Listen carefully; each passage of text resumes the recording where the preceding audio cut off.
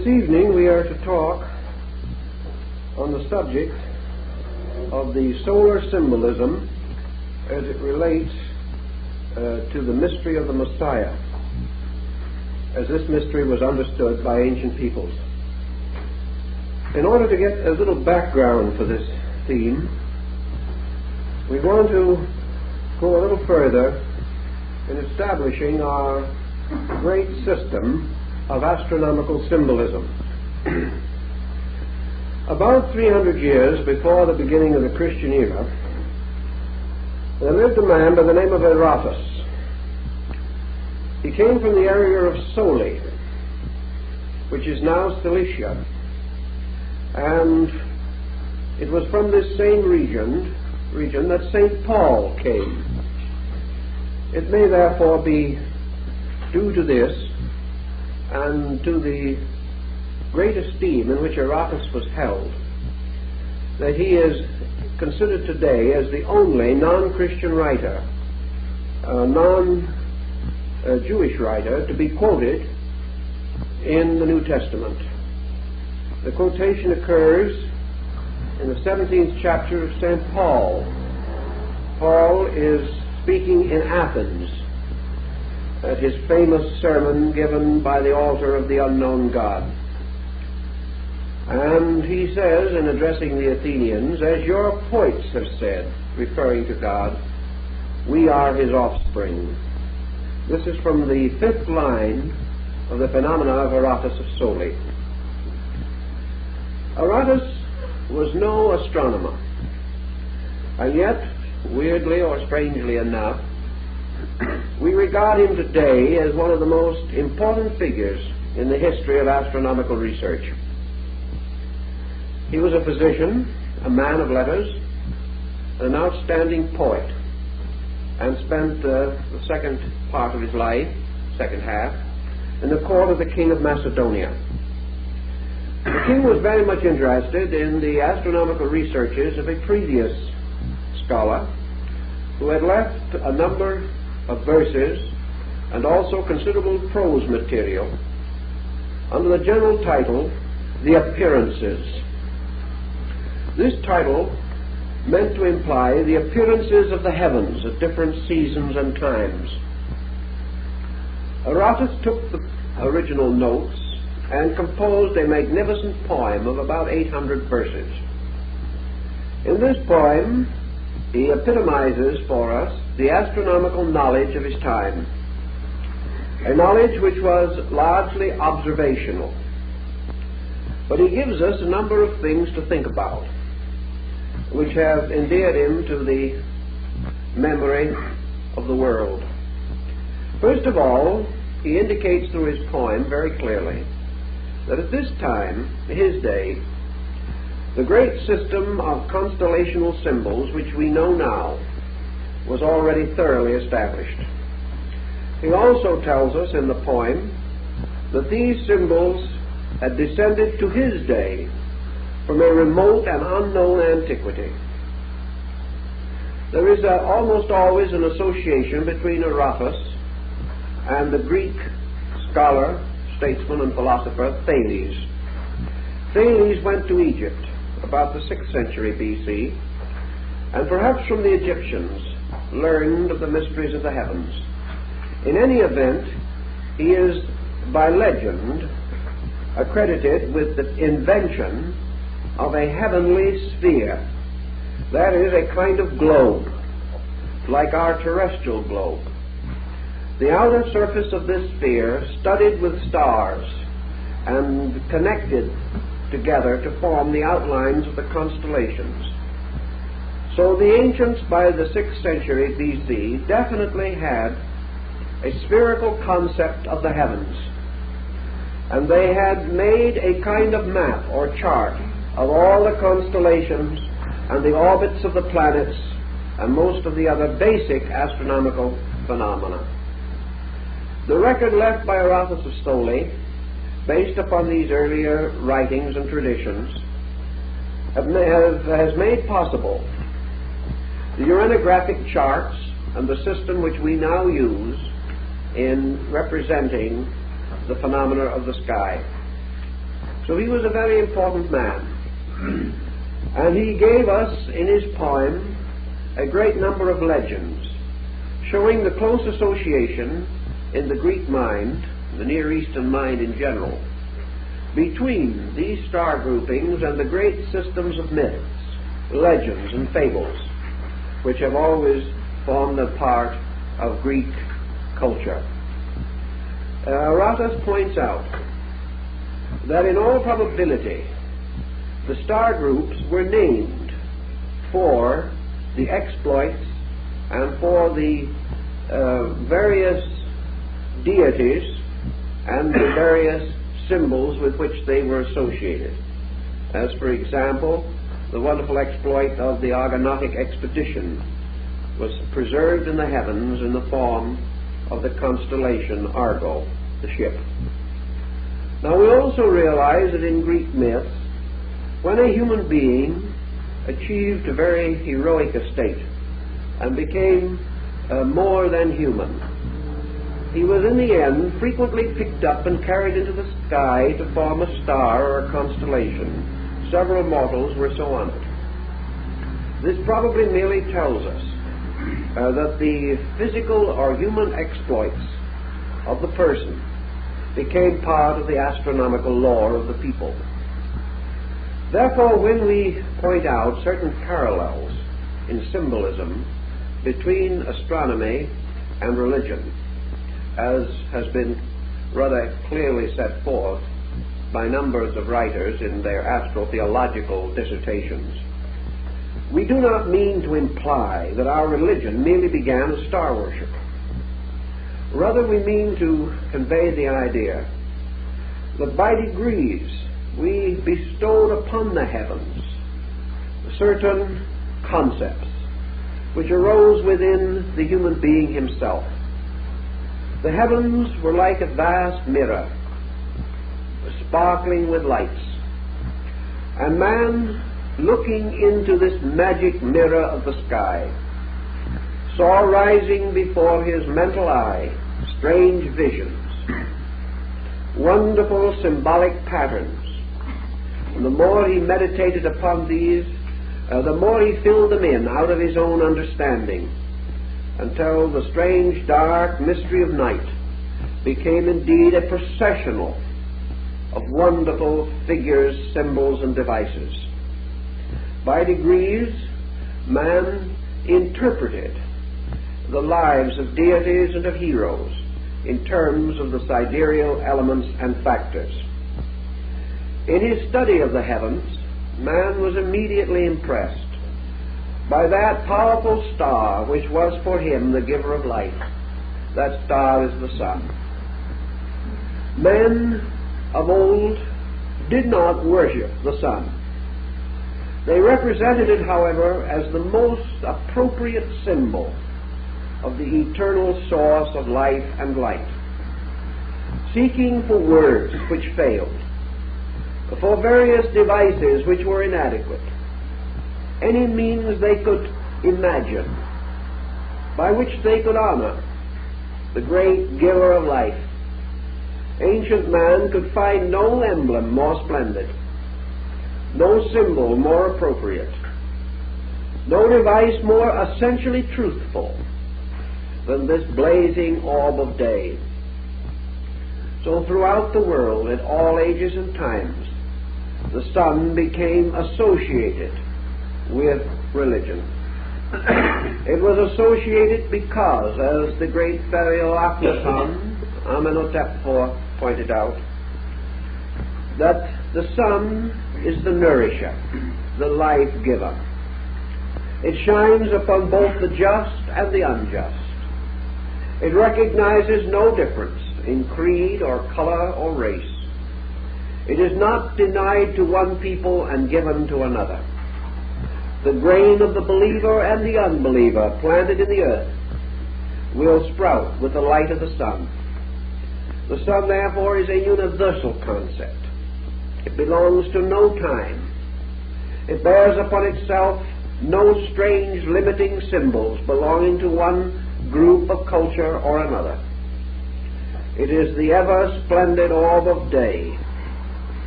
It is that which lifted man from the terror of night. In ancient times, men were afraid of darkness. They huddled in their caves and huts through the long, dark hours of night, fearful of strange animals and of disasters which came to those who wandered about in darkness.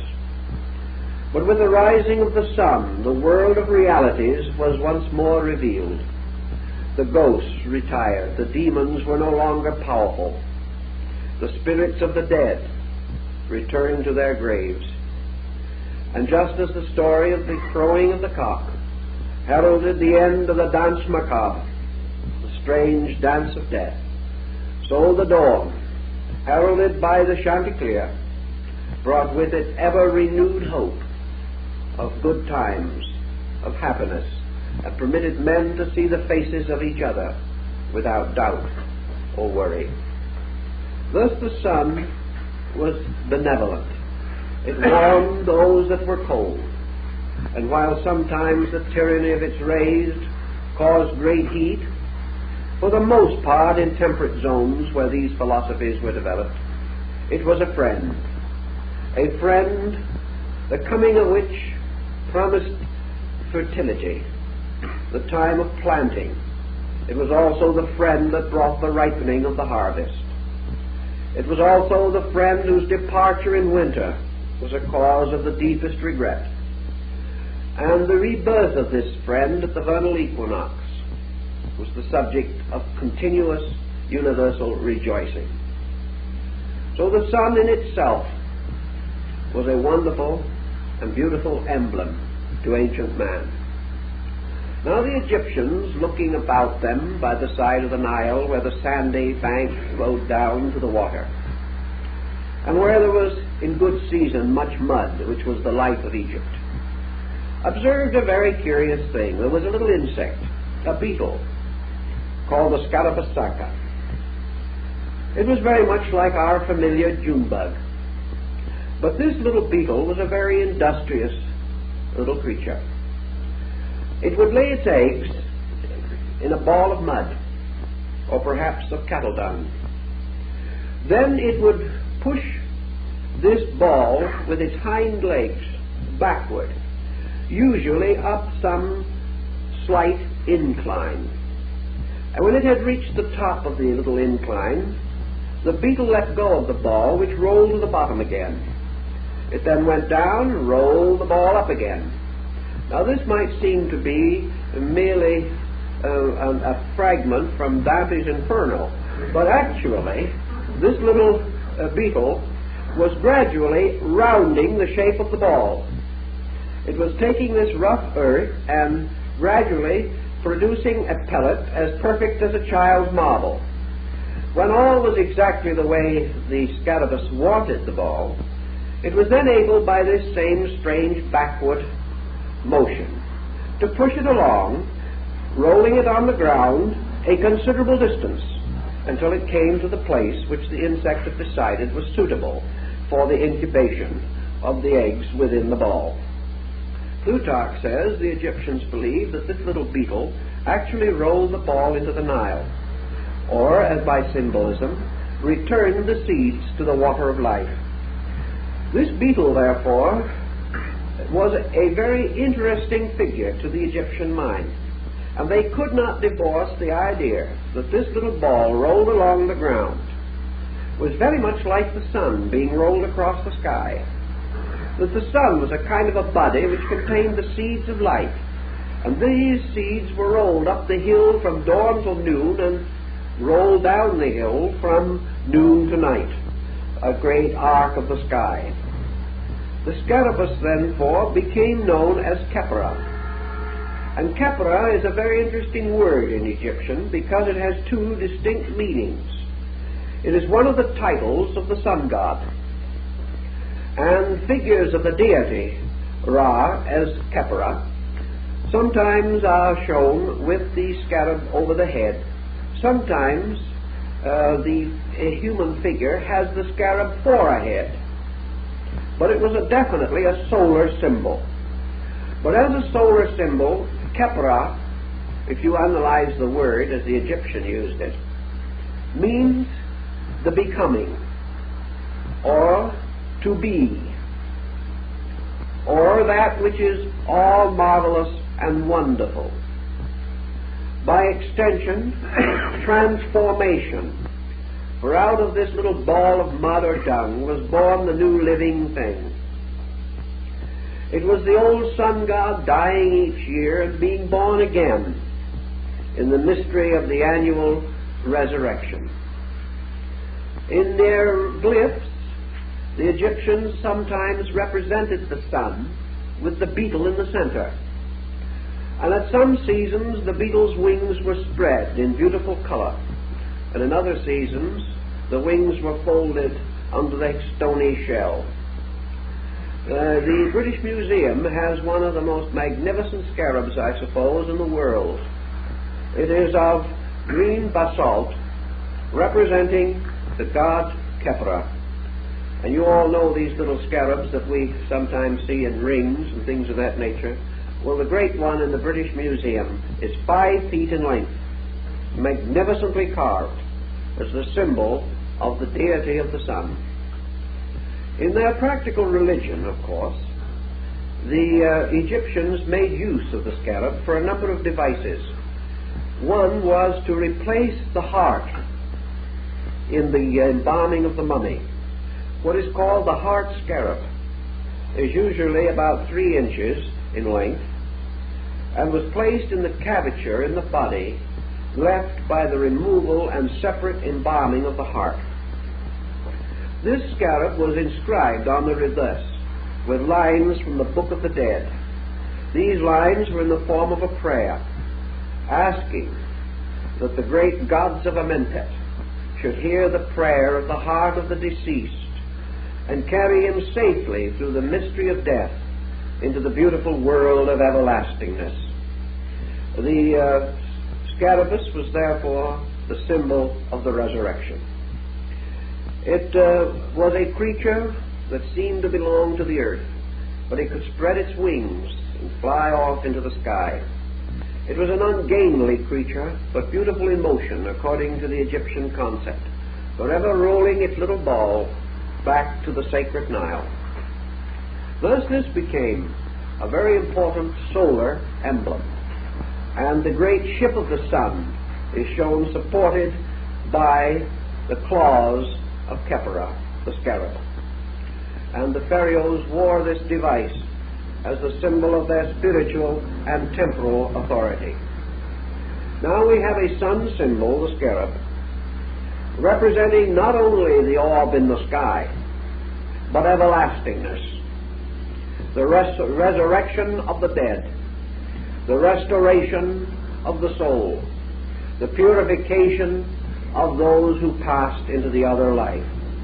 Therefore, the scarabus was hymned as the symbol of the God who preserves, the God who is ever mindful, the God who lifts all things from darkness into light.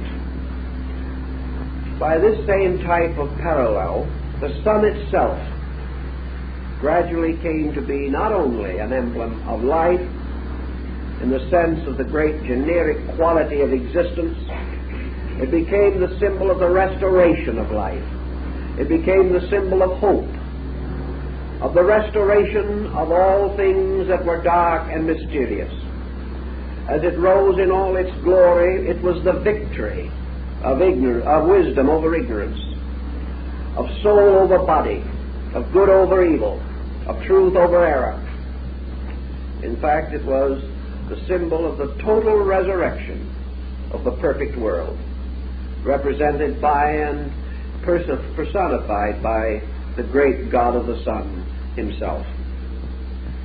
In Egypt also, the sun had many symbols, and in the wonderful hymn to the sovereign sun, the Emperor Julian describes one of the most famous of the figures of the sun in the later religion of Egypt. This was Asarapi, whom we know as Serapis, the great divinity, the guardian of the Alexandrian libraries. And we have some record from early time as to the nature and appearance of this deity. The Serapeum, which was his house in Alexandria, North Africa, was a splendid building with a high domed center and with extensions like the transepts of a church moving outward. And this place was filled with books, the great records, the recordings and reports of men from the earliest times, books upon stone and clay, books upon papyrus and other strange materials, originally some of wood and metal, and a little later some upon the skins of animals.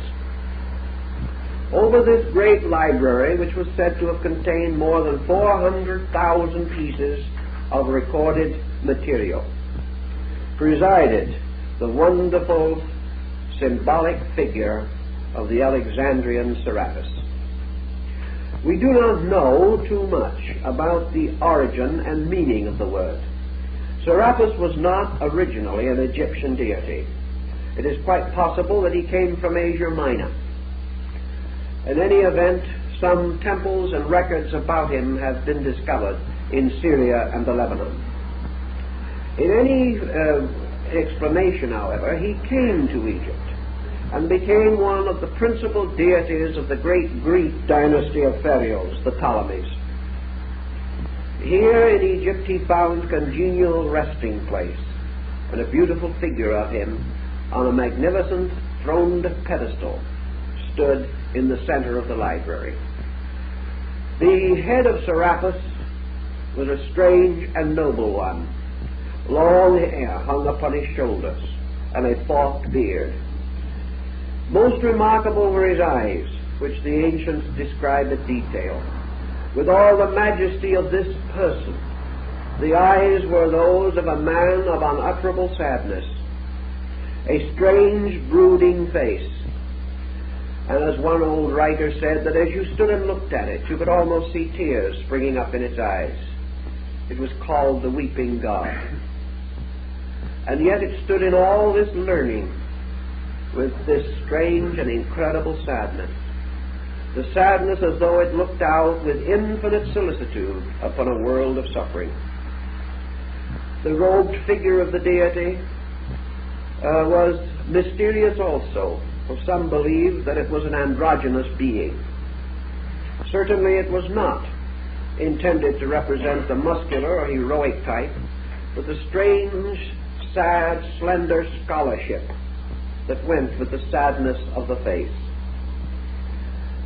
Serapis bore upon his head a basket filled with living grain and all the symbols of growth.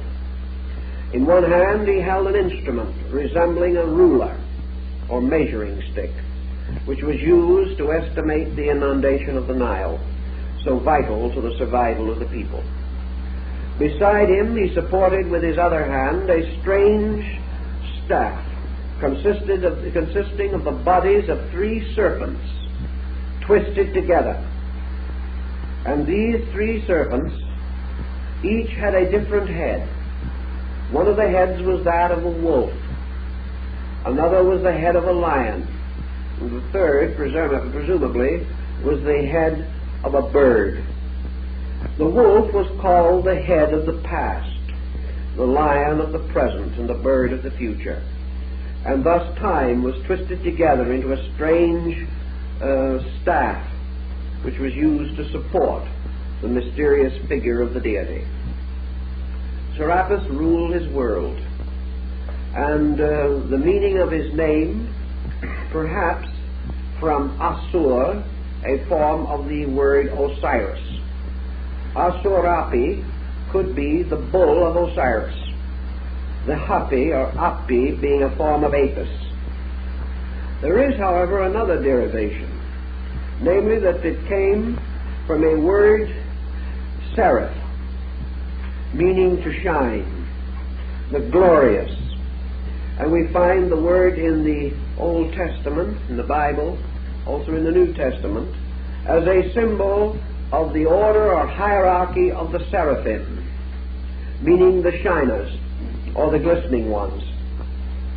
In any event, he was a shiner, because around the head of this sad, mysterious person was a magnificent aureole of sunburst rays. He was a solar deity.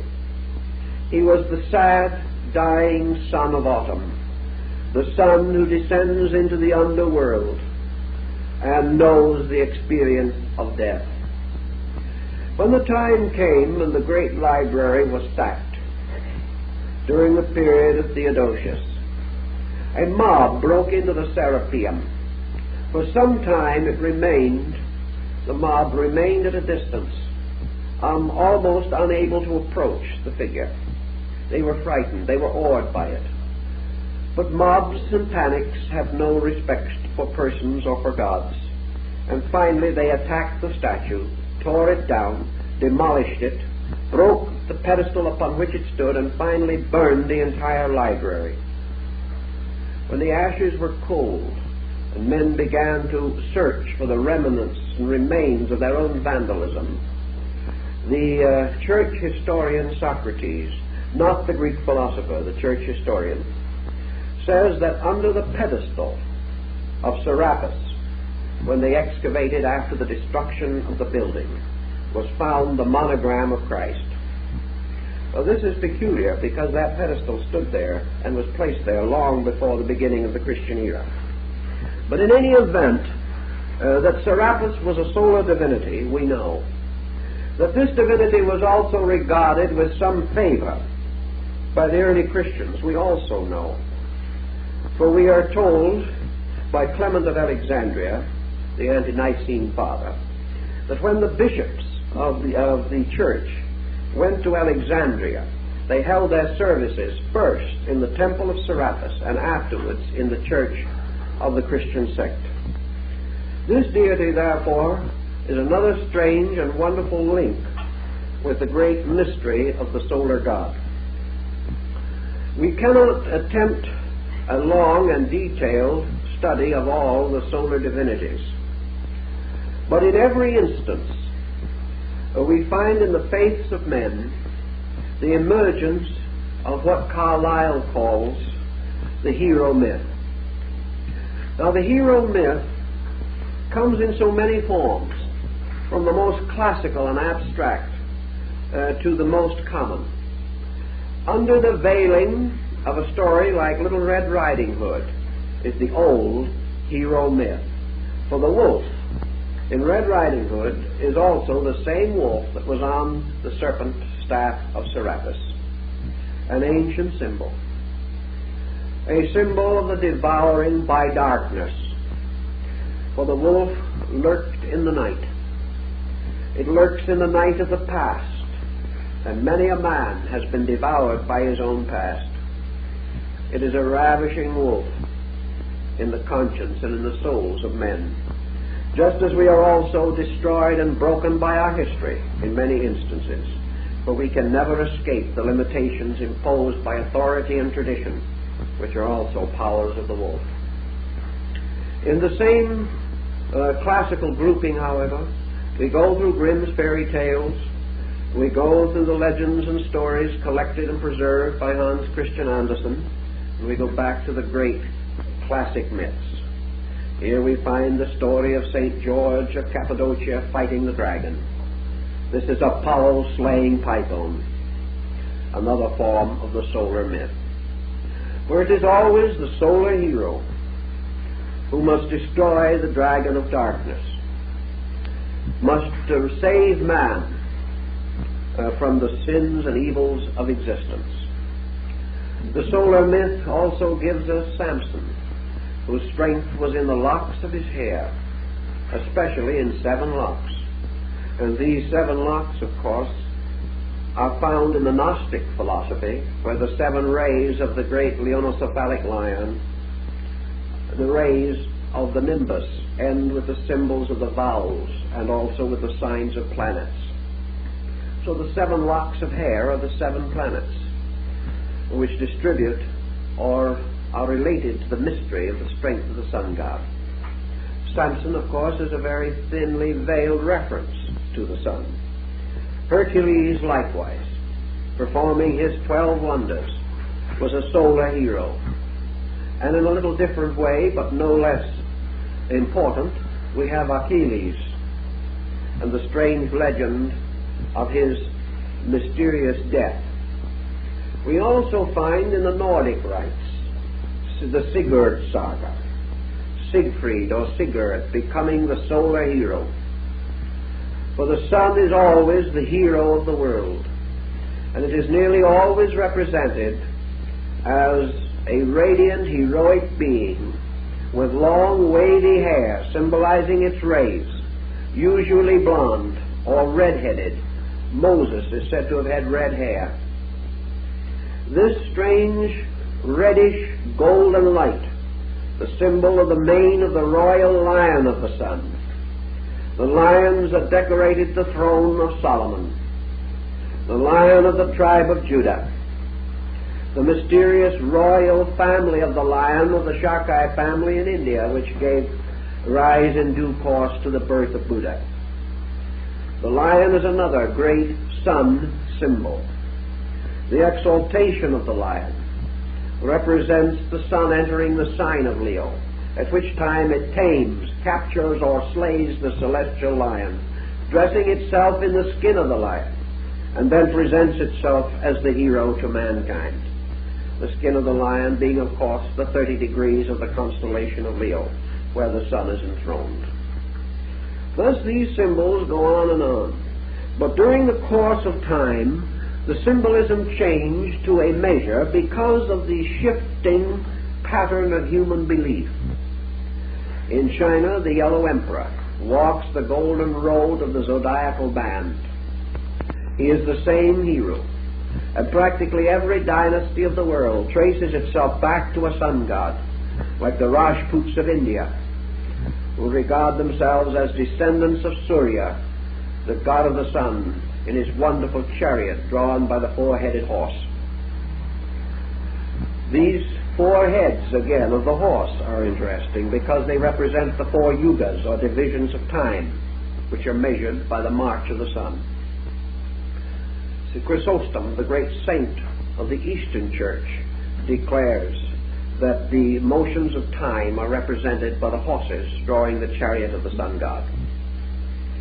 Always these emblems return, but you have to realize that in ancient times, man did not know of sin as we think of it today. Man did not live in a world in which there was the concept of personal responsibility for evil. In the first place, man knew very little about good and evil. He found only comfort and discomfort, life and death. Gradually he evolved to a point in which he began to worship gods and godlings and to populate the firmament with mysterious spiritual beings. When he did this, he still did not have any concept of personal evil. He did not believe that the gods were punishing him directly for the things that he did, not in the early time. He believed that the gods ruled their world in their own way. Men were not too important in the life of gods. The gods created a beautiful world. Man could do with it as he willed. And if he willed to do badly, that was his own fault. The gods upon their Olympian heights gazed down untouched and unmoved by the acts of men. Then one of the earliest of the solar heroes, Prometheus, was introduced. And Prometheus stole a spark of the celestial light of the sun, and hiding it in a hollowed reed, brought it down to mankind. And the gods, because he had broken their covenant and their will, punished Prometheus, and bound him and chained him to a rocky crag of Mount Caucasus, and placed a vulture to gnaw upon his liver. And Prometheus, the friend of man who brought the sun into the life of man, was one of the earliest of the sun's soul figures. For after his strange and wonderful sacrifice, the gods could no longer destroy men at their pleasure, because the spark of the divine fire which he had brought now blazed within each human soul. and man had achieved immortality by disobedience. It's a very interesting legend and a very powerful psychological theme. Prometheus, therefore, is one of the soul men who sacrifices himself for the good of the world. The story of the sun, as we said, can be traced in your Nordic rites in the Kalevala of Finland and in the wonderful massive stone carvings of Central America, Yucatan, and also in the paintings and glyphs of the North American Indians.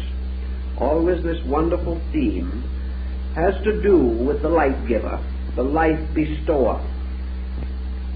Osiris in the Egyptian ritual was sometimes represented as a mummified body lying upon the lion-like couch of death, and all over his body grain was sprouting. He was therefore a symbol of life coming forth from death. The mummification of the Egyptian dead was a comparatively late introduction. That is, it came only after the great cultural system of Egypt had reached considerable height. The very earliest remains of the Egyptians were not mummified, but were buried in the earth in the neat chest or embryo posture, in a circular hole or grave. This was to symbolize the fact that death was another birth. To live is to die is to be born. The Egyptians therefore represented death as a kind of birth into another world, and they represented this also in their solar mystery. They realized that the sun sank at night, but the sun did not die, although the earth became dark. They began to learn of how the tree in the wintertime loses its leaves but does not die. And the cultus arborum, or the worship of trees, developed around the fact that the tree, though seemingly dead, will live again. And one of the best known examples of that, of course, today is the symbol of the fir tree, which we use at Christmas to recognize the fact that this little tree survives the winter, remains green, and is the promise of the return of the sun power. So the sun, in its departing and in its returning, became of the most profound importance, because man recognized his total and entire dependence upon it. Now, man also had certain moral qualms in his own heart and mind, and he began to realize that the sun deity, or the sun principle, the light principle, was in a strange way an unselfish benefactor of all things. Akhenaten and other great Egyptians, including Amenhotep, realized that in a strange way man needed the sun, but that the sun did not need man. Some way the coming of this great orb of light was for the good of man, or for the good of nature, not really for the aggrandizement of itself. It was therefore a sort of unselfish benefactor. It, needing nothing of itself, gave all of itself. Having nothing that man could do to make the sun better, the sun still did everything for man. Man could never repay. He could never do anything except perhaps offer his prayer and offer his consecration to the works of the sun. The sun did not need him. And this brings us to a problem that is of some interest perhaps in modern thinking, because today we are very much concerned over the effort to find adequate definitions for deity or for the nature of first cause, and we argue back and forth as to whether or not God is a person, a principle, a being, an essence, a substance, or merely a continuance of eternal mechanistic principles in the universe. And nearly every title that men have given to the sun, other men have questioned and doubted. And wherever the solar deity has been venerated under one name, this name has come to be hated or loathed by persons of other beliefs. It's a very strange thing, but let us realize one point here that may be helpful. That in antiquity, in the days when the great appellations were given to the sun, nobody thought of them as definitions. No one was really trying to tell what the sun was, nor what the power was that was behind the sun. No one was standing in audacity to define deity. All of these terms, if you go back to their roots and meanings, are simply statements of praise. They are individuals bestowing upon the mystery the most wonderful words of honor and of veneration that they could conceive.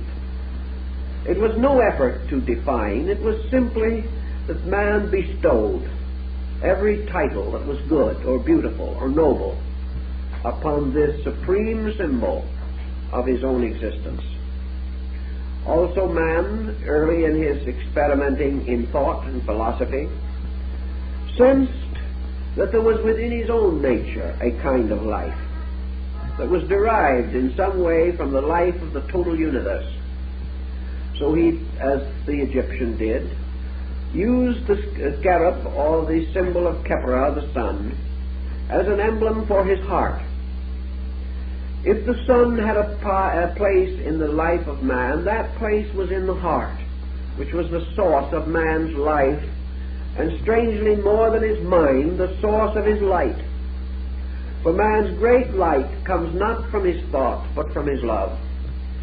And in realizing this, the individual who had experienced the mystery of the love of God was a light within himself, a strangely illumined being, and in his life this great symbol of radiance flowed from him. And so the heart became the sun emblem. And the heart has long been represented as the source of man's spiritual continuance. When the deceased princess Hanufa entered into the presence of the great gods of Amentet in the Egyptian ritual of the dead, she came forth into the great court, forming with her upraised arms the symbol of the Ka, by means of which she said, I am a soul. I am a being unembodied, entering into the state of unembodiment. And the symbol of her nature, her conscience, and her being was a small urn-like vessel with an ear on the side. And this vessel was the heart.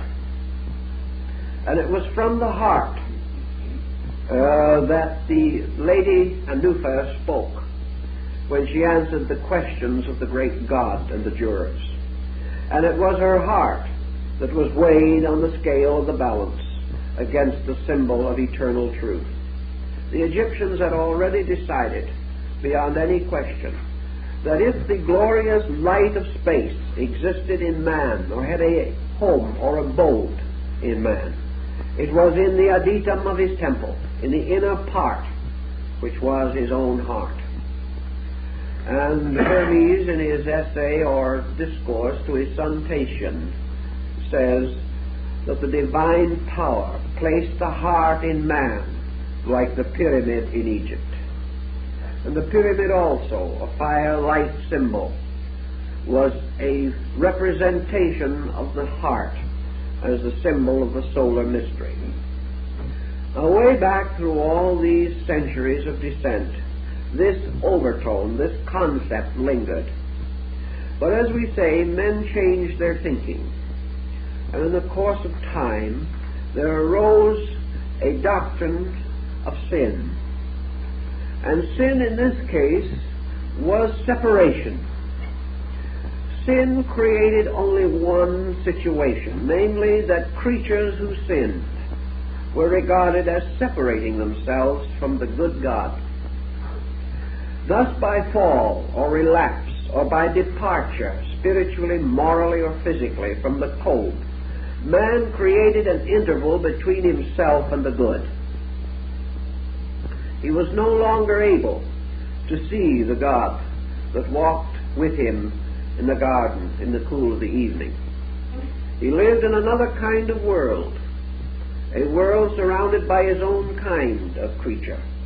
But the mysterious upper world, the world of light, was closed to his eyes. He felt himself an exile, a strange kind of orphaned creature, wandering the earth in darkness. And to meet this mystery and to solve the secret of it, the ancients devised their tremendous culture of mystery rituals. These were the sacred dramas and sacred ceremonies which were undertaken by those who desired to journey back into the light of the God. Always, therefore, in the Holy of Holies, or the Sanctum Sanctorum of the house, in the deepest part of the temple, was a sun symbol of some kind. A symbol of life, a symbol of power. One of the earliest of these sun symbols was the cross, because, as Plato points out, the Logos, or the creating power, impressed itself in the form of a cross at the time when it first began the building of worlds. It impressed itself upon creation in the great signature or seal of the cross. Thus in the temples we find these symbols, symbols of the attainment of man who must journey home. This journey home was through the darkness of ignorance, through testing and trial, and finally the ascent into the lighted sanctuary, where, surrounded by the priests and those who had already attained, the candidate was invested with the great solar emblems, the emblems of his own regeneration and restoration. It was then also that he was given the little white stone, upon the inner surface of which was inscribed his mystery name, for he was born again. He had come into the light of truth. The old systems of the mysteries extended probably from 2500 to 3000 BC, down almost to the beginning of the Christian era. And then we have what Voltaire refers to in his description of the Samothracian rites, the mystery of a brother who was slain by his brethren. And we find in the old mystery rituals the solar emblem, the candidate representing the sun god, passing through a terrible tragedy of betrayal, of assault, of murder, of martyrdom. We find this solar emblem brought forth as a lamb to the slaughter. We find it betrayed. We look back over the history of the world and we begin to understand something of this betrayal. In many of these systems or symbolisms, the betrayal was the result of the action of three persons who were determined to destroy the solar emblem or to usurp the power of heaven. Consider therefore now that the sun god, Kepra or Serapis, ruled over the great sanctuary of wisdom. For in the great library of the Serapeum were the talking stones that told the history of the world. Here were the records of ancient times and of the achievements of men, the dreams and hopes that were old even 2,500 years ago. Therefore, Serapis was the symbol, in a sense, of the records of man's progress, passed on as a priceless heritage from one generation to another. The record of man's struggle, his uprising out of darkness, and his coming forth by day out of the night of ignorance. And in this sense, the sun deity finally becomes the actual symbol of truth, becomes the figure of a reality which is the total of essential knowledge.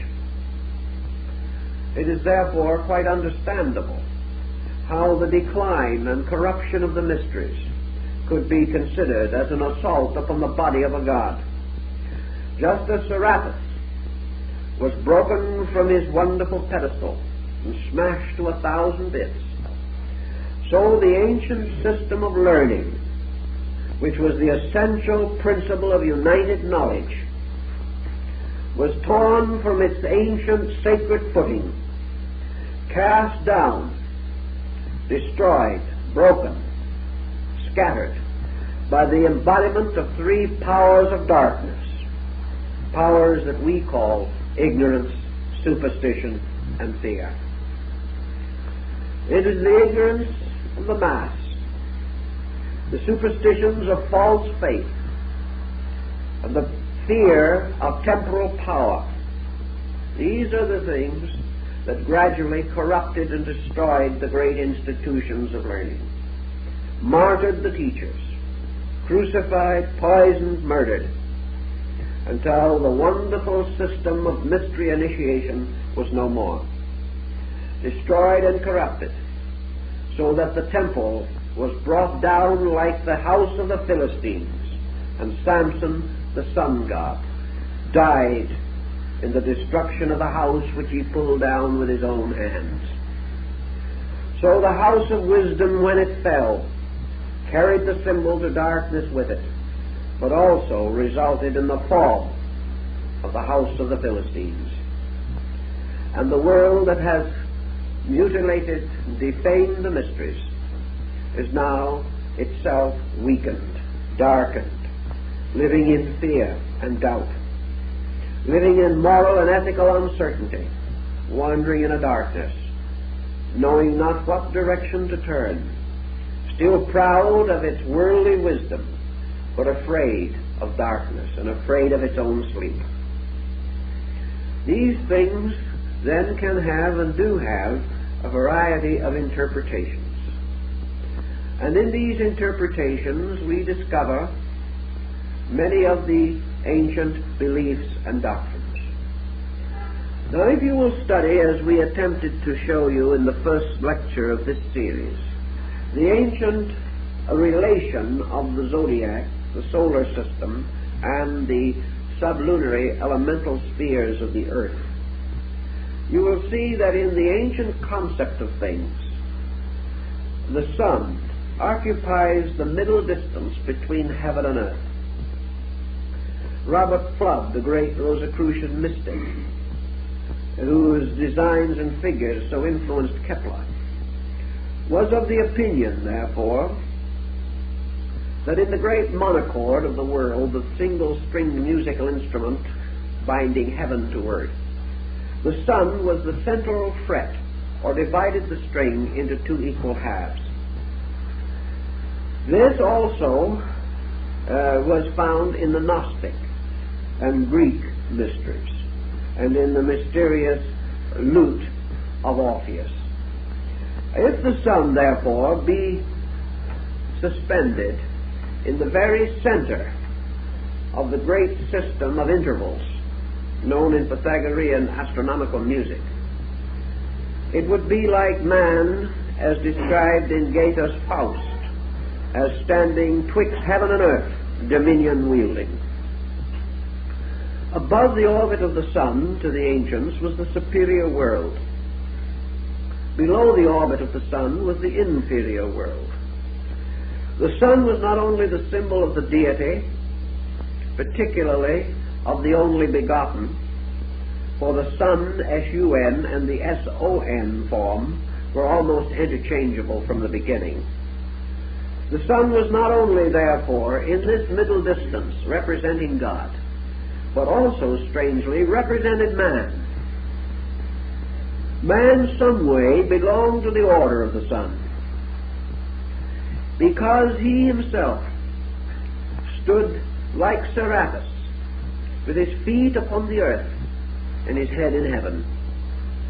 Man possessed the power to turn his outward senses downward into the confusion of the material sphere, but he also had the power to lift his inner sensory perceptions and apperceptive powers upward and inward to behold the mystery of his own Creator.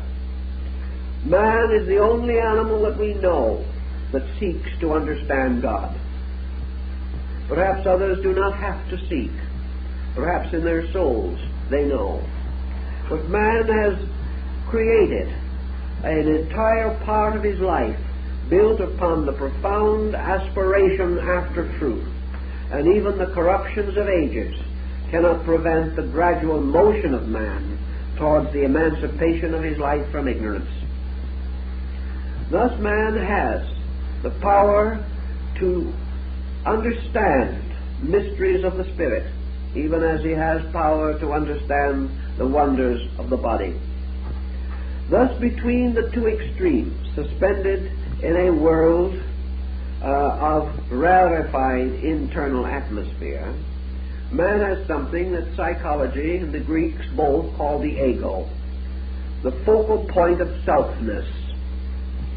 And this ego is like a sun in the center of man. And it is this sun which is in some way stationed halfway between illusion and reality. This symbolism should be of considerable interest to psychologists, because they have taken in many instances the attitude that the ego, or the center of self-awareness, is the ultimate, that it is the highest part of man. The ancients said no. It is one bearing witness. It is one who stands in the midst, a psychopompus, an hierophant of mysteries, not a god, but a servant of the gods, not the master of destiny, but the attendant upon destiny. For above and beyond the ego, as Plato tells us, the world turns upon the great spindle of the law. If then man has a spiritual core within himself, recognizes his kinship with the solar mystery, he then realizes that the light that comes from within himself lights the lower world, and that man do with the strange but inevitable death of the soul. Even the great god Re himself could not withstand the sorcery of Isis. Even the deities, like the great order of the Odinic gods of the Scandinavian peoples, come finally to the Götterdämmerung, to the twilight, to the destruction, to the end of the world, where gods and mortals perish together. Thus, in the Egyptian rite, it became very important for man to understand the mortality of his own ego. This, in fact, gives us practically the whole substance of Buddhistic doctrine. The Egyptian believed that immortality of the soul had to be earned, that this solar symbol carried not only the promise but the duty, the burden. For in every case the sun performs its labor for the benefit of men and dies in the service of the men it seeks to aid. Just as the sun at night goes into darkness to the underworld, just as the annual sun in the precessional motion comes finally to winter and dies, just as the sun in the great Platonic year moves through the alternative periods of fertility and sterility, so always life follows death, death follows life forever. The ancient was a fatalist on this particular point. But when everything seemed to die, the time came to remember its birth. When everything was born, it was then timely to remember that it must die. Always we should remember the opposite, because each of these stages is bound completely with the other. Therefore, in the effort to understand these strange rites, ancient man began to contemplate the very thought that we have in the Bible. There are two statements in different parts of the Old Testament which are interesting. One says, "The soul that sinneth it shall die," and the other says, "But the spirit shall return to God who gave it." Therefore, the soul and the spirit are not the same thing. The soul is the splendid light of the revealed sun. The soul in man is the witness to the Father. The soul in man speaks through Osiris, another solar mystery god. And it speaks through Horus, the only begotten of Osiris. And the God tells us that when we look upon the Son, we have seen the Father which is behind the Son. And we realize that in the Egyptian ritual, the soul, as the only begotten, comes forth as the Redeemer of the body, just as the annular sun, reborn each year, makes available to man the immediate participation in universal life. The Egyptian was fully aware that all the life in space did not come from our sun. He also was aware of the fact that the sun as we see it was not the source of life. It was merely the one who comes forth, the witness. It is the voice crying in the wilderness, prepare the way of the Lord. So the sun becomes the symbol of the evangelist, the manifestor, the witness.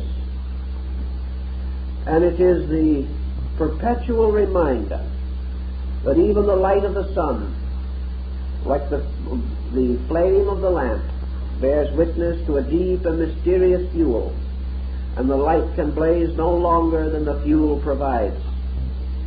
So in Egypt, behind the great sun mystery of Re Kapura, we have something else, the dark mystery of the great old gods, the ones who never were revealed, upon whose faces the light of the sun never shone.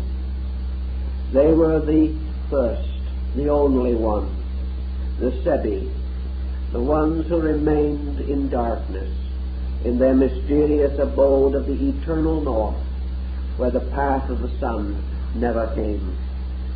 And these dark gods were the gods of space and eternity. And this space and eternity, remote and wonderful, eternal and unconditioned, continued on its way through all duration, until from out of the darkness of this profundity burst forth the symbolic symbol or the symbolic form of the solar mystery.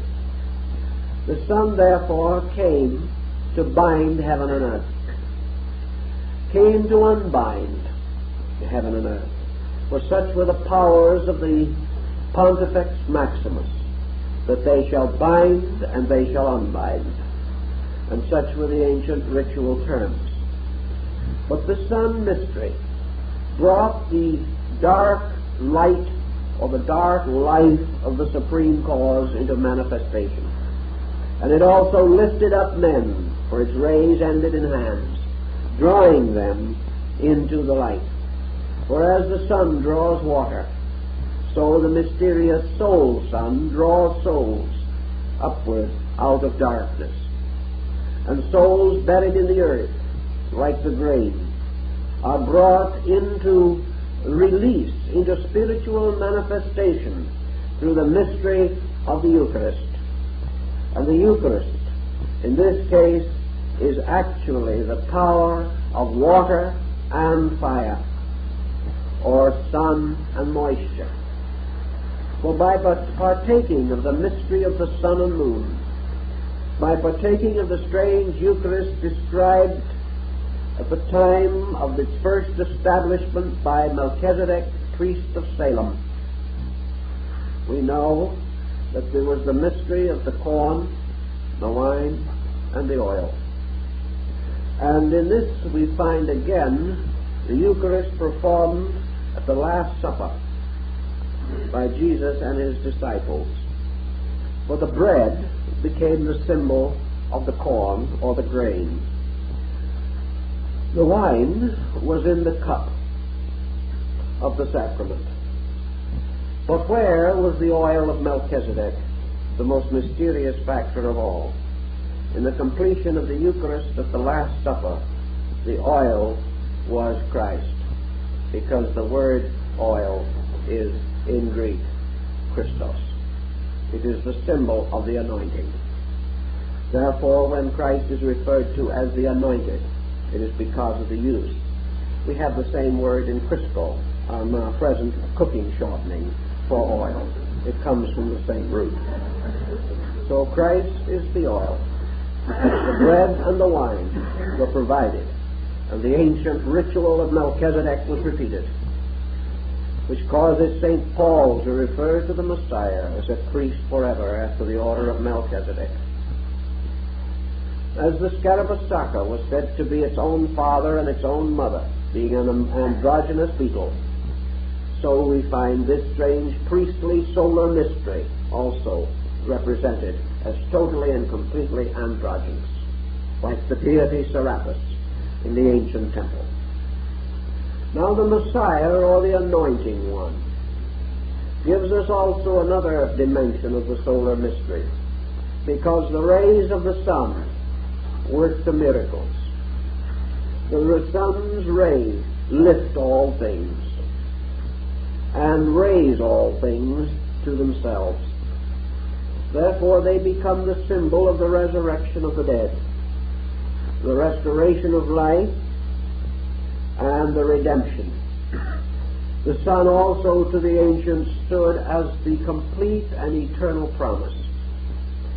It revealed to men in those days that the power of God could not fail, that the mystery went on forever, and that for always and forever there was light, and this light was the light of men. And this light came into the world, and the world knew it not, because it could not recognize the mystery of the solar power. But the invisible sun, to Burney and many other European mystics, was actually the Messiah. Therefore, as the sun was midway between spirit and matter, the Messiah stood as the intermediary between God and man. And none came unto the Father save through the Son. This mystery goes on. We find it in the Druid rituals. We find it everywhere we seek to understand the power of salvation and of life. All of which causes us to wonder whether much of our symbolism has not actually come down to us from the very old patterns of things. We do not understand the symbols today in this context.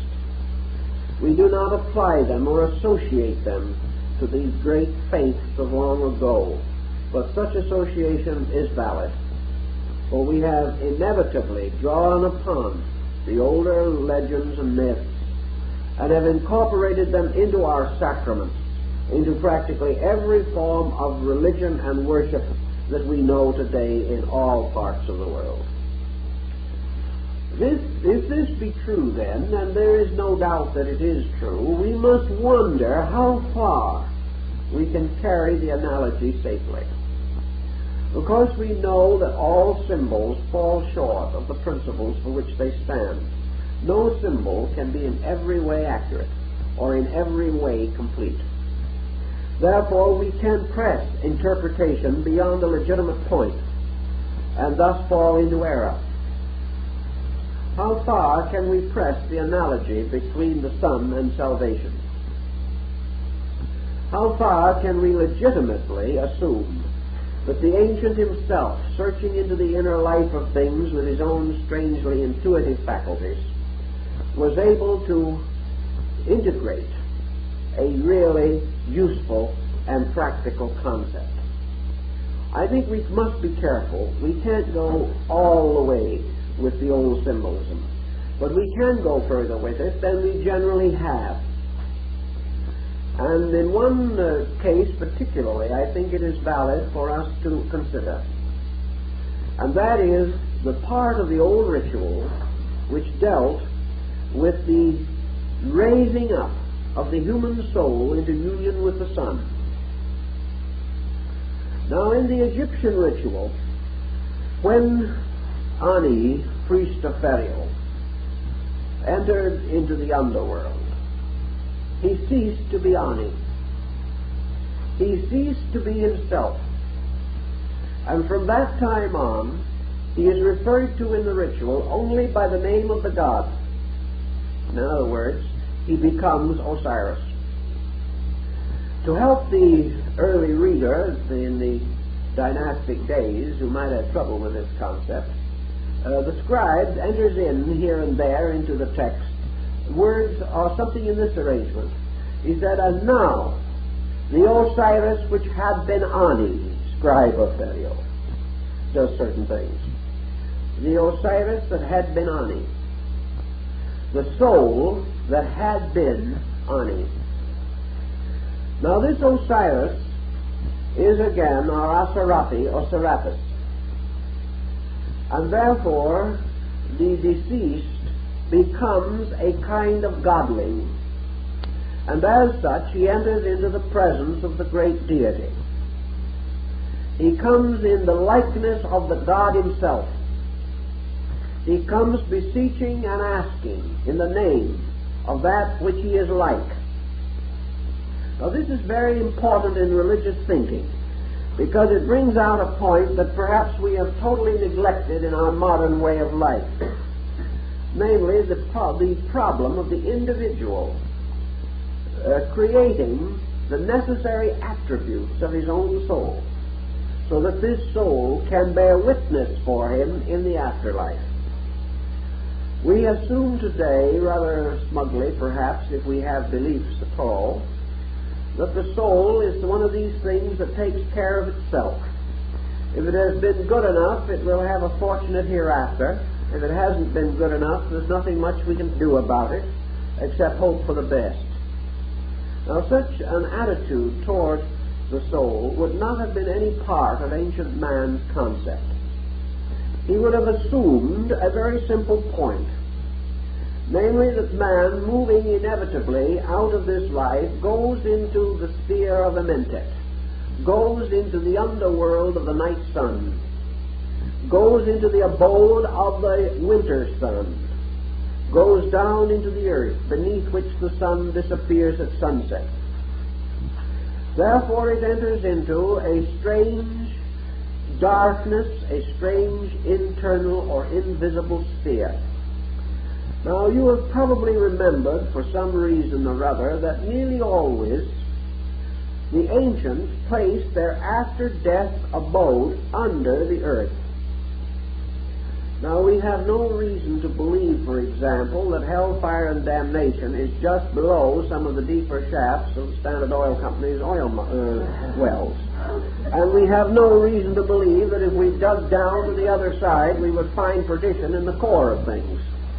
This is not a particularly reasonable concept. Yet ancient man always considered that at death the individual went down, that he left surface and went toward center, in this case of the earth. That in his conscious periods he lived in the light of the earth's surface. When he died, he was buried in a mound or grave beneath the surface of the earth. Therefore, the underworld was down there. The Chinese believed it. The Egyptians believed it. The Greeks believed it. Always this world was beneath the grave, or perhaps actually was in the grave mounds themselves. Man went down into the world of the dust beneath his feet. The Egyptians believed, therefore, that in some mysterious way man went down into the place of judgment. But the Egyptian did not have any of our theological concepts. There was no place of punishment in the Egyptian philosophy. The soul either attained, or else it was devoured again by matter and returned to rebirth. There was no hellfire and damnation that controlled or ended the career of souls. Nor was there in the Greek. The worst that they threatened was a shadowland of ghostly continuance. But actually the Egyptian was a psychologist in his own right, and his underworld, lighted by the sacred sun of the mysteries, was something inside. And the apparent symbolism is that in death the soul returns into the core of itself. It goes back into its own dark nature, which for all intent and purposes could mean that the soul returns to the great hall of the twin truths, which is its own heart. The journey was inward, from the surfaces to the center of things. And in the Egyptian ritual, the dark world of the soul was the inner life of the individual.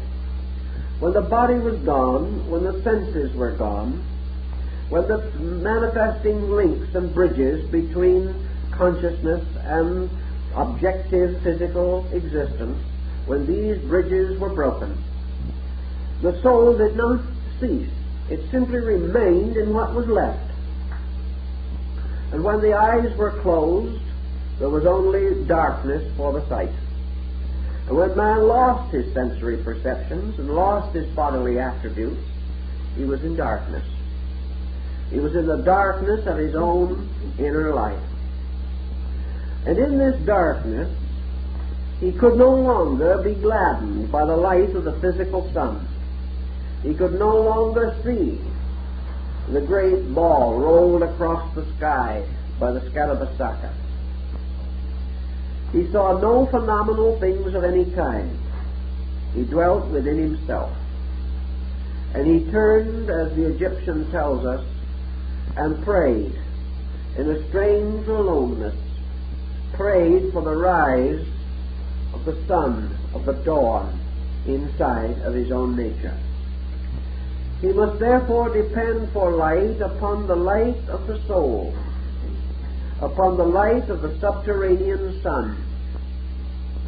And this subterranean sun was quite an interesting thing. It had two lives because it represented man's objective psychic center of egoism. When man slept, he died and went back again into his own inner life. When he awakened, he came forth again, like Keppra in its glory, rising over the mountains of the east. So objectively, in the daytime, the sun lighted his outer life. At night, it had to light the inner world of his experience. In life, it lighted again the outer. In death, it had to light the inner. So man depended in his state beyond the grave upon the sun in his own self or life. Now, as the physical globe of the sun represented our objective consciousness, so the mysterious power behind the visible symbol, the soul sun, represented man's internal psychic existence. And the Egyptian was very much concerned with making sure that the sun of the soul shone brightly in the darkness of the inner life. It must be brilliant and strong that the plains of Alu may not be in darkness. Now, these planes are these little things that psychologists refer to as our introversional areas of activity. The individual extroverts in life. In death, he introverts. In life, he pours forth out of himself. In death, he returns again to live with himself, to live with the qualities and principles and attributes which are peculiarly his own. And there he comes upon the God of the mysteries. For if he explores the underworld and is faithful and moves through this labyrinth of mysterious tests and trials, he comes finally to the sanctuary, to that temple which is the house of hidden places, ruled over by the master of the secret house. And here he comes into the presence of the midnight sun, the internal sun. He sees then within his consciousness a sun blazing in the firmament. And according to the Egyptian, he has a strange experience. For just as surely as materially and physically, when he opens his eyes, he sees a vast world around him, so psychically and mystically, when within his own nature he opens his eyes, he sees a vast universe within him that extends as far and as wonderful as the world around us seems to be. And in this inner mystery there comes the rising of the sun in glory. And the Egyptian represented this in the state of the blessed soul in contemplation, seated quietly in adoration of the great gods. The soul suddenly sees the dawn of the disk of the sun, and Kepler suddenly opens its wings, filling the sky with iridescent light. This is the soul of the mysteries, which the ancients considered as the Messianic sun. This is the sun in the soul, which is for the salvation of men. And this sun in the soul has to be earned, it has to be made possible. For when it comes, when it rises, it bestows immortality. For as the ritual of Egypt says, there can be no death when the sun in its risings bestoweth its light. So immortality is the rising of the sun of the soul, or the Messianic sun in man. If therefore we remember the remarks made by Paracelsus, which we have discussed in a previous series, he said there were three suns, one that lighted the body, one that lighted the soul, and one that lighted the spirit. This would be in conformity with the old mysteries, and he probably learned this in Constantinople. In any event, the soul sun is the Messiah, which is for the salvation of the nations. It is the sun of the soul rising over the body. For the final victory to the Egyptians was not the victory of good over evil. This was important, but this was covered more or less by the great negative confession of faith, in which the virtues of the deceased were clearly enumerated. It was not the victory of even light over darkness. It was the victory of life over death. It was the total victory in the consciousness of man. It was the entry of the soul into the awareness of the everlastingness. It was man suddenly knowing, by the rising of the dawn light of aurora, knowing his own immortality, knowing his own eternity, and dedicating himself to the service of the greater in the presence of the lesser. Thus the Kepler in his rising really brings the light of internal truth to man. And illumination, as it is termed in mysticism, or cosmic consciousness, was known to the Egyptians as, of course, the rising of Kepler, or the great Scarabus, over the horizon. For it was the blaze of light that lighted not merely the outer forms of things, but the inner structure of them, so that their bodies were full of light. And that this light and this life was the assurance of eternal continuance. To achieve this end, therefore, the individual had to not only make his peace with the gods that rule the world, he had not only to give unto Caesar the things that are Caesar's, he had also to make his offering to the sun in its rising. And among the old manuscripts, one papyrus to the Queen Mother of one of the ancient Pharaohs is very beautiful, because we learn from it so much of the philosophy of these people, something that we know so little about, unfortunately. And we learn from these fragments the tremendous challenge of man seeking the path of light in his own soul. Not merely just doing good, but the strange state of being good. Not only performing all the different rituals and rites that are indicated by our laws, our customs, and our traditions, but more than this, the searching after the experience of the rising of the sun.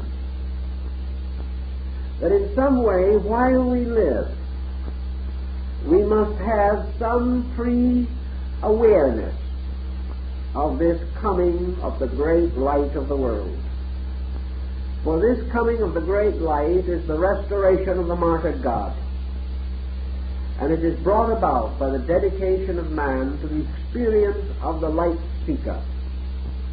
The orders of the quest in medieval chivalry emphasize this older philosophy very clearly. So always the point throughout life was that the Egyptian, even while he lived, was ever mindful, waiting, hoping for the coming or rising of the inner sun. And he knew the rising of this sun by various ways, most important perhaps being that it brought with it the light of peace. The rising of the Sun of Truth inside of man is always marked by the increase of internal awareness of value.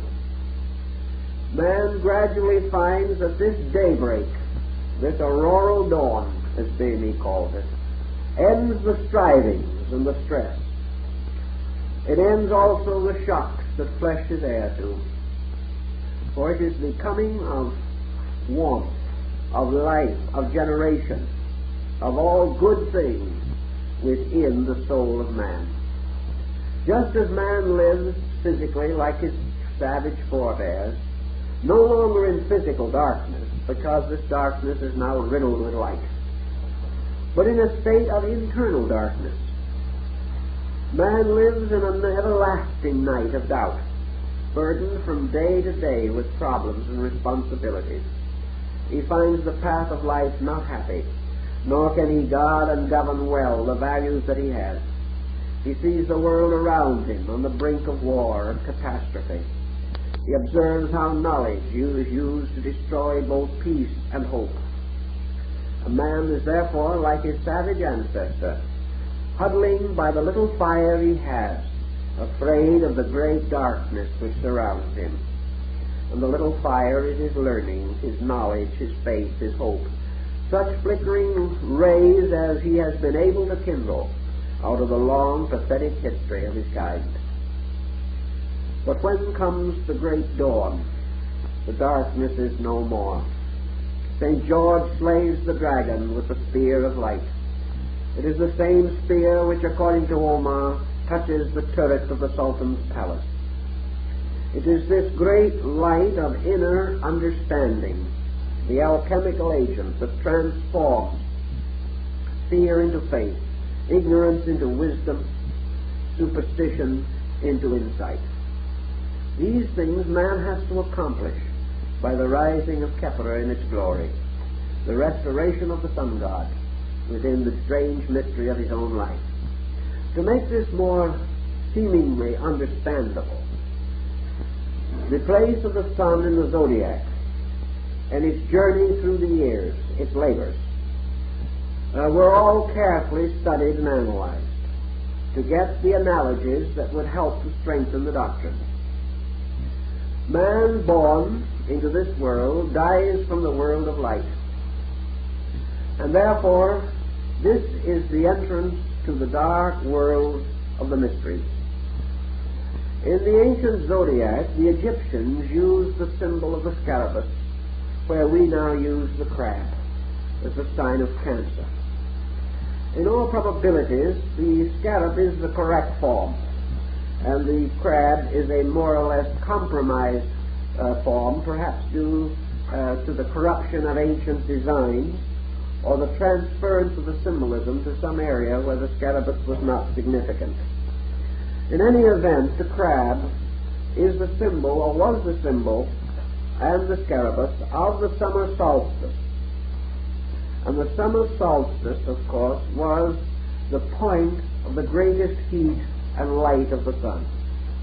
Therefore, the sun took upon itself at that time in the precession of the equinoxes the body of Kepler, and the sun became the scarab in its glory.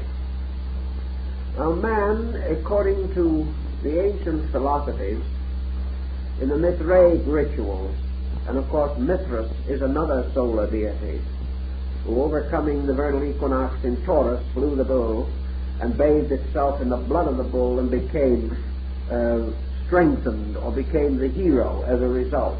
This was also an astronomical mythos. Perhaps it is this Mithraic rite of the slaying of the bull and the bathing in the blood of it that was the origin of the red shoes of Julius Caesar. For it is said that before Caesar could go into the temple of the deity and act as Pontifex Maximus, or high priest, he first had to rush home and put on his red shoes. Without his red shoes, he could not enter the temple. The red shoes probably came from the feet of the priests who were present at the slaughter of the bull, and therefore whose feet were reddened with the blood of sacrifice. By the time of Caesar, this practice was not carried on, but the red shoes lingered, like a great many other symbols. And wherever red occurs in vestments of clergy, it represents or is related to sacrifice or to martyrdom. The sacrifice of the bull or the sacrifice of Mithras, who was also among the martyred gods. In any event, the birth of man in the sign of the Cancer or the Scarabus was the beginning of the great journey of the sun. Now the sun carried on 2 journeys simultaneously. The first journey was its arch across the sky in the mystery of the year. During this journey, it passed from the sign of Cancer, which was the summer solstice, to the great autumnal equinox in the sign of Libra, and here the scales were set up, and the great weighing of the cyclostatia took place. Here was the dividing point in which life and death had to be decided. And the solar being going on courageously beyond the point of the autumnal equinox was set upon by the 3 fall months, representing in some instances the murderers or destroyers of the hero, or the circumstances of this destruction. And of course Scorpio, which was the first of these months, betrays the master with the kiss in the Garden of Gethsemane. The continual ritual finally goes on till the winter solstice, which is ruled over by the symbol of death. And death, here standing with its scythe and hourglass, is the reaper of all things. And here at the winter solstice, the great sun god dies. He is betrayed. He is carried to the great place of the skull, which is called Golgotha. And here upon Calvarius, which is a naked skull, the cross presumably was erected. And here the sun god is crucified over the body and remains of Adam, the primordial being. Now at the winter solstice, the sun seems to stand still for 3 days. The old astronomers were unable to estimate any motion of the solar body for 3 days. Thus at the winter solstice it is said that the sun goes in or descends into the underworld and remains dead for 3 days. It therefore passes, in the terms of its energy, into the abode of the dead, or into the abode of souls, and there it remains for a certain period. It also remains in a strange processional, for in the sacred rite, the body of the dead sun god was carried in a procession which bore it from the winter solstice to the vernal equinox. A procession of 3 days, 3 degrees, 3 months, according to the different symbols that are associated with the various faiths. Here again the mystery of the 3 days is restored, for at the equinox also the sun is not observed to move for 3 days. And at the end of these 3 days, at the actual moment of the equinox, the sun is reborn, rising as Khepera in its glory, promising the return of fertility after the long darkness of winter, in which the sun sleepeth, and all men rest, and the earth is without light or nutrition. It is the problem of the long night in which life returns to the other world. After the vernal equinox, the sun marches in its splendor. It overcomes the ram. It It rises above the power of the bull Apis. It comes under the power of the Dioscuri, Castor and Pollux, and again reaches its magnificent arch enthronement in the sign of the scarab. Now the Egyptians say that there was a mysticism to this. They pointed out, even in those ancient days, that when men die, they often, most usually, die in the night. And that when they die in the night, they most often die in that part of the night which just precedes the dawn. This is an old legend or an old fable. It is not necessarily universal, but the ancients believed that there was a certain tendency to a pattern here. They therefore further believed that in the so-called night part of the 24 hours of the day, or the night half of the 12 months of the year, the sun, by its mysteries, changed its vibratory pole. And therefore, while it is winter or darkness in the outer world, the sun becomes the particular illuminator of the inner life of things. Therefore, as man's objective concerns are advanced most rapidly in the period from the vernal equinox to the autumnal equinox, the diminishing of the physical sun is attended by the increase of the sun of the mystery, and therefore that man's internal life is strengthened most during the period when his material energies are least exalted. So the Egyptians considered the period from the autumnal equinox to the vernal equinox, through the winter solstice, to be the period of great soul building. It was here that man's inner strength became greater than his outer strength. It was here also that because of the darkness or winter that had fallen upon his world, his ordinary and common labors were not fruitful. He could not go out in the snow and do the tasks of planting and reaping. And remember, all these things began in the agrarian period of our culture. Therefore, in the wintertime, man had to remain under the shelter of whatever protection he had. He had to search for civilization in communion with those near to him. He had to invent and devise activities which were not similar to those of the summer. He could not hibernate like some animals. Thus we may say that man's material progress was advanced in the summer, and his intellectual growth was achieved in the winter. If there had been no winter, we might still be in the Stone Age, because the winter was the time which men had to fill with an activity that was not material. Here was the time when they had to develop their cultures, their insights, their literary attainments, their artistry, and all the various forms of genius which were made possible because of the strange additional leisure which they had.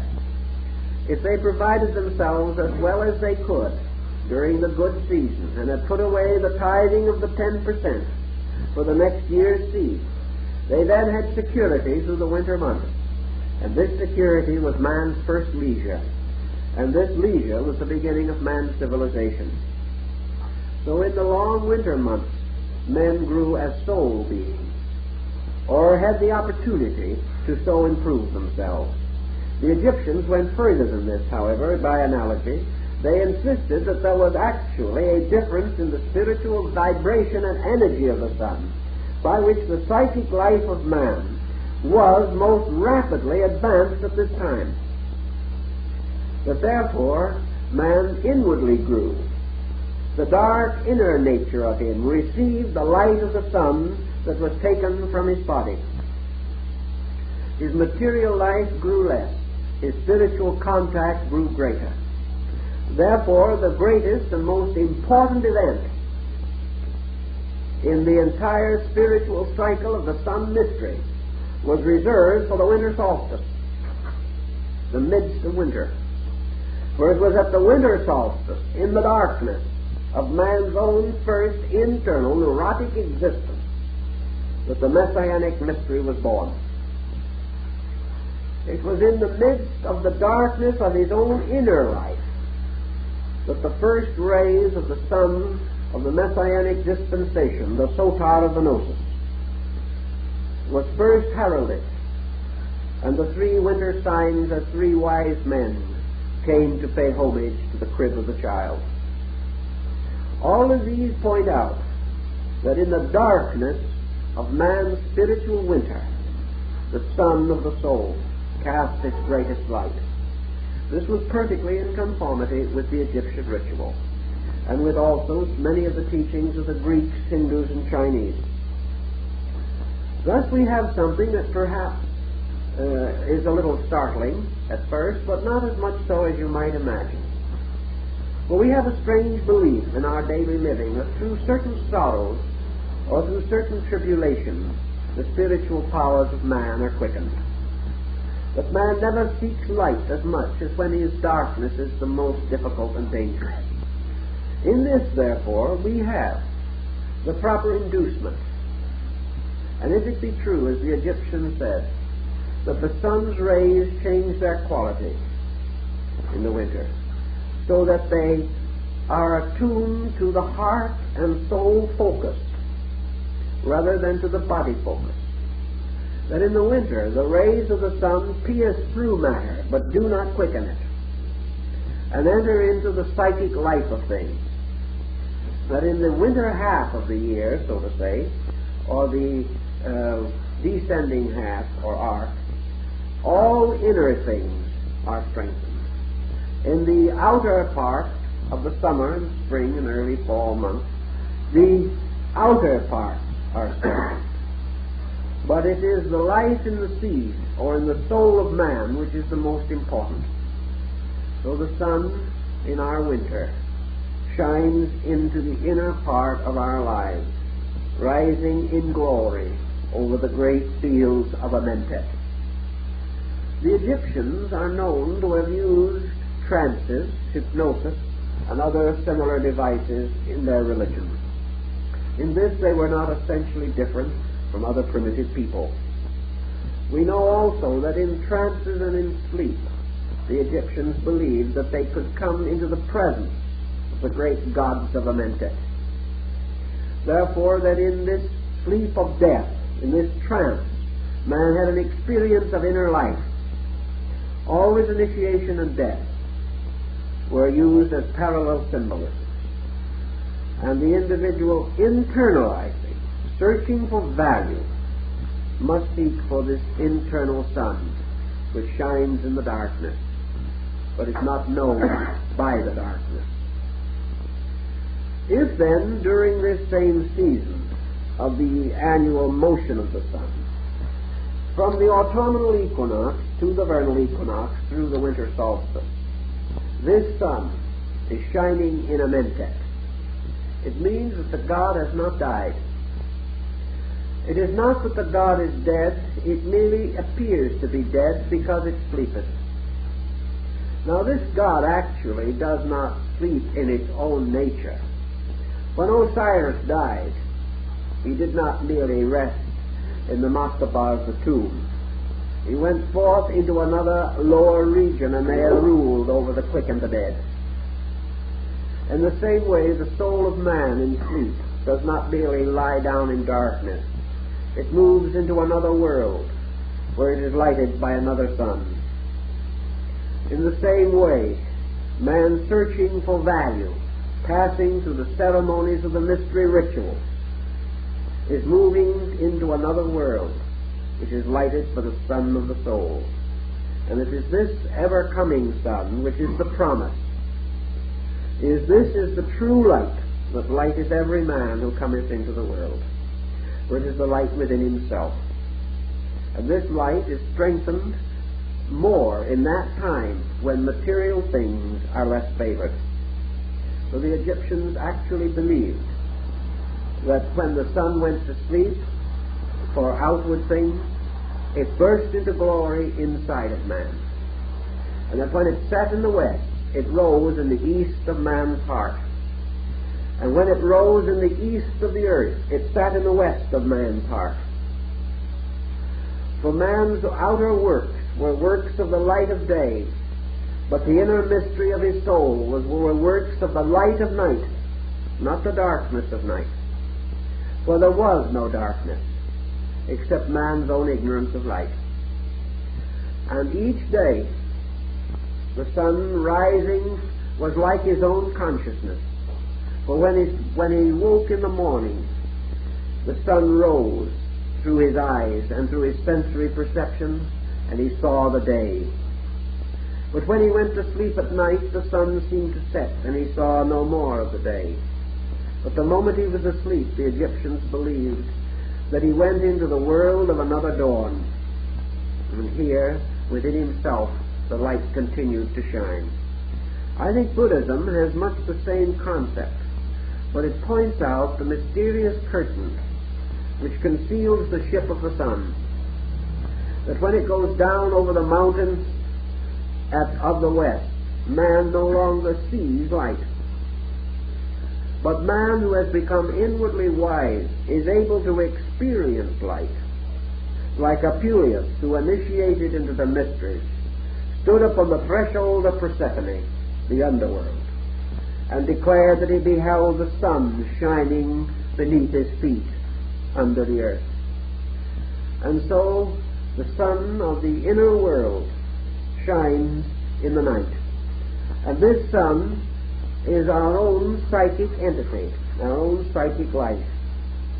And it gains its strength from the sun. And just as the seed in the ground is quickened by the water and by the ray of the sun, so the seed in the soul, the seed of the tree of life and of the tree of the knowledge of good and evil, these seeds are quickened by the Eucharist of the fire and water of the sun. The Egyptian made much of this theology, and he declared that it could be set upon the great astronomical form and would reveal to us the deeper meaning of many of the common and familiar symbols, devices, and ideas with which we are concerned today. Now our time is up, and I think it's time for you to all commune with the sun in your own soul in the quietude of rest.